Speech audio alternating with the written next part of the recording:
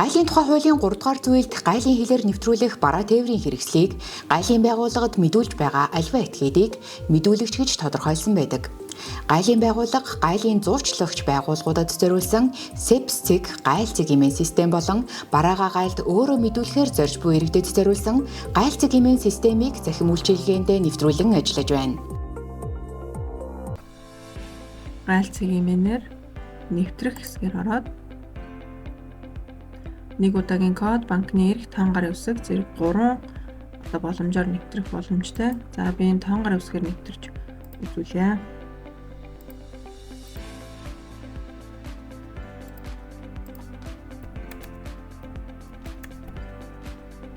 За регистрийн дугаар. Зэ дугаараа бичээд тоон гарын үсэг зурах гэдээ дарахаар таны одоо утсан дээр байгаа тоон гарын үсгийн G-Sign application дээр тоон гарын үсэг зурах гэд гараад ирнэ. Тэгээд кодоо хийгээд амжилттай зөвшөөрөх гэд дарахаар баруун дээд туланд нь таны нэвтэрсэн байгаа мэдээлэл харагдана. За энэ хэсгээр нэр дээрээ дараад гаалийн бүрдүүлэлт барааны мэдүүлэг гэсэн хэсэгт орно.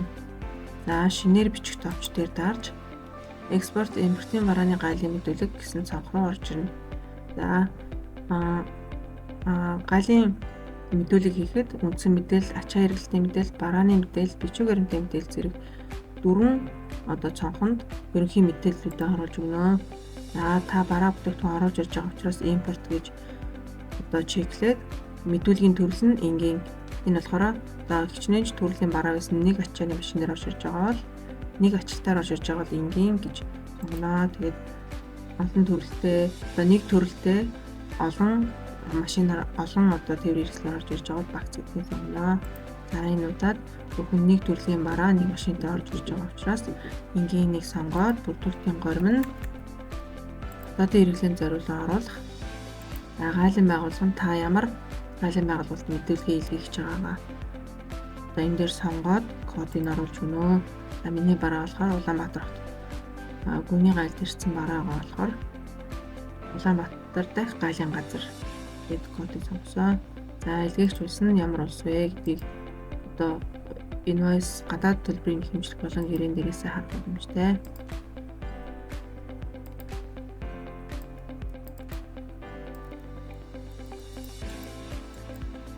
За илгээгч хэсэгтээ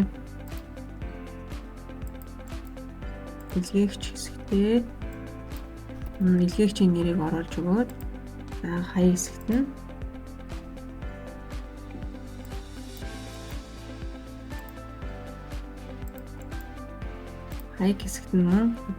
гадаад төлбөрийн хэмжлэгтэр байгаа илгээгчийн хаягийг оруулж өгнө. Илгээгч улсаа мөн тэгээд сонгоод хүлээн авахч улс нь Монгол гэдэг автоматар сонгогдсон байна.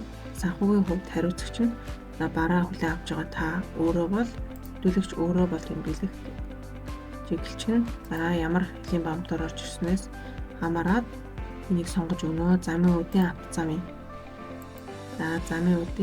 автозамын зохицбор гэдэг бомтыг сонгож байна. За гэрээлэгч улс нь Америк нэгдсэн улс, бараа нийлүүлэх нөхцөл нь за энэ бараа аль хүртэл тээвэрлэх үнэ нь гэрээний үнэнд багтсан байгаа вэ гэдгийг илтгэх олон улсын гэрээний нөхцөл буюу энэ 3 үсгээр тэмдэглэсэн энэ нөхцөлийг сонгож өгнө.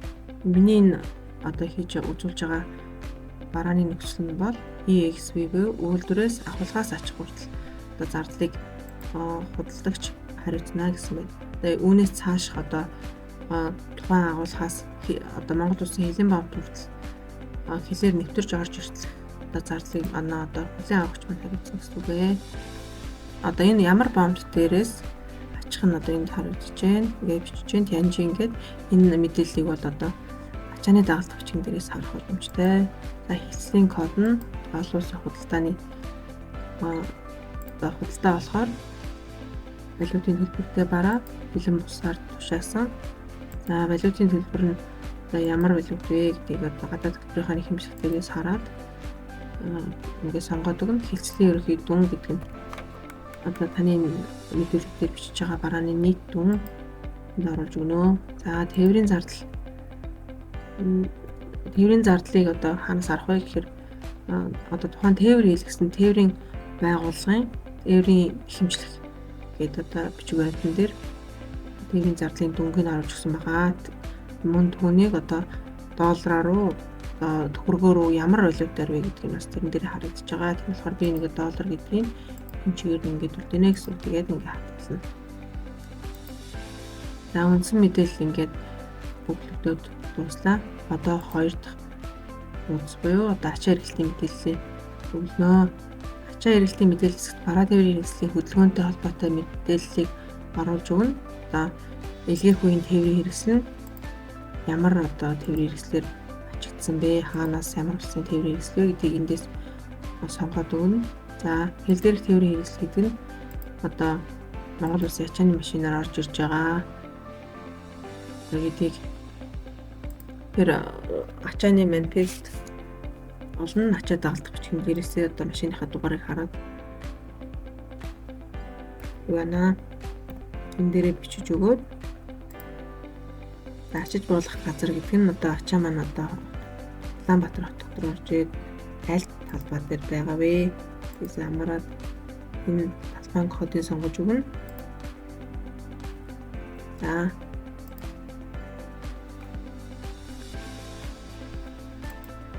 За манифестэд татахтаа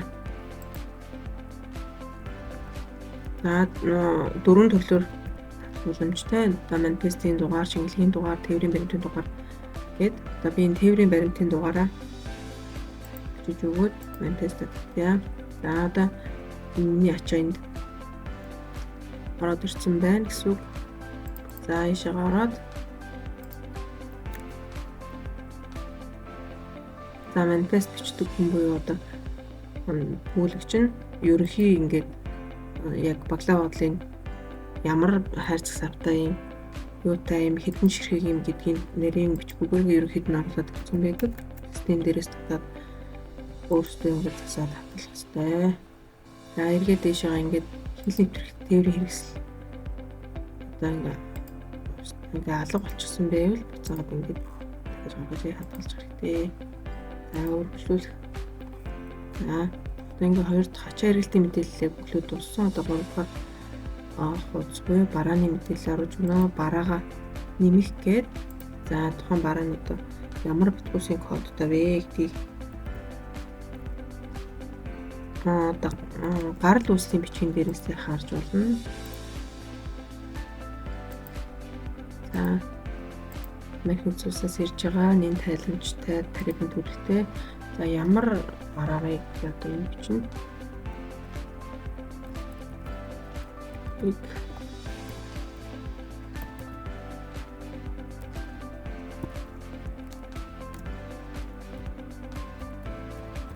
За миний мэдүүлж байгаа бараа болохоор энэ төвдөгт хэрэг байна.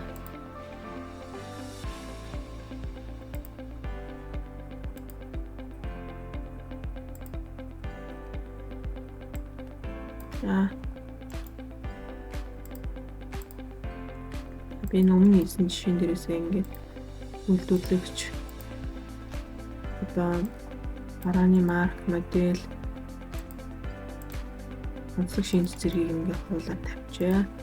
За онцлог одоо барааны марк, модель гэдгийг нь одоо юунаас харах хэрэгтэй. Invoice буюу гадаад төлбөрийн хэмжлэгтэр англиар биччихсэн байгаа.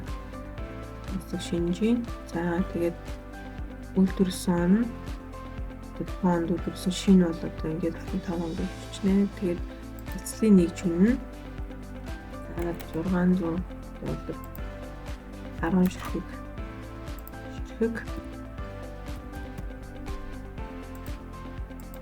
эцлийн тоо хэмжээний эцлийн тоо хэмжээтэйгээ адилхан. За тэгээд ямар бодлого бодолтой явж байгаа вэ? Ингээд 10 задгаа дагараа явж байгаа.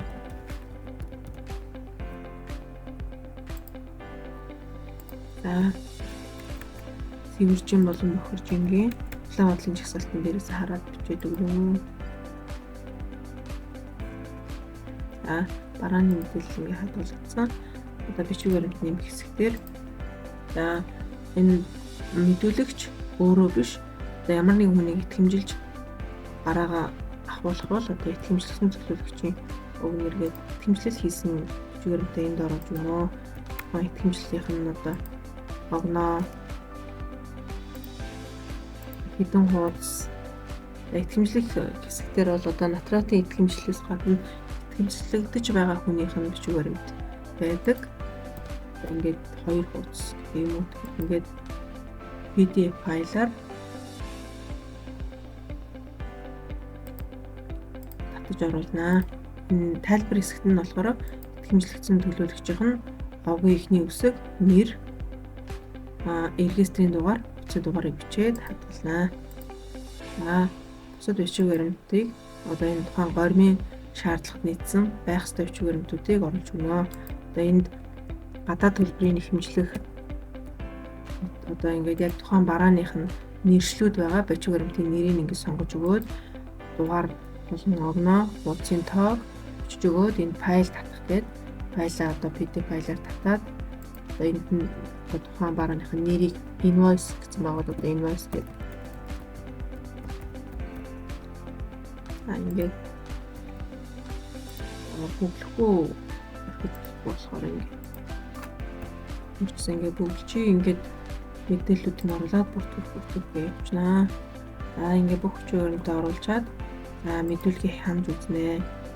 Энэ хуудсууд одоо ингээд 1-4 хуудас дээр байгаа мэдүүлгүүд зөрүүтэй мэдээлэл байвал энд одоо улааж харагдана.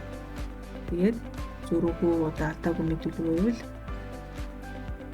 ийм ямар ч юм алдаа харагдахгүй харахад илэрхийлэхэд дарснаар таны мэдүүлэг бичиг баримтын шалгалт хийгдэхээр илэрхийлсэн төлөвт орно. Гайлын байгууллагад бараагаа захимаар өөрөө мэдүүлж буй иргэн хуулийн этгээд та энэхүү завраас гадна гайл цэгийн систем дэх үйлчилгээний заавар бууланд байрлуулсан гарын авалгыг авшиглах боломжтой. Танд амжилт хүсье.